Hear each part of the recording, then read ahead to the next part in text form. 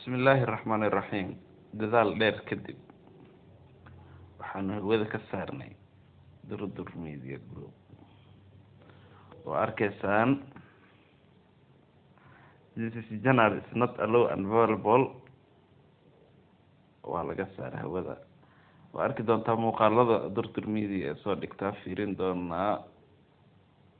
wax shaqeynaya ma aha hadda kan waxa ku qoran waagii ay isla joogi jireen waa Ismaaciil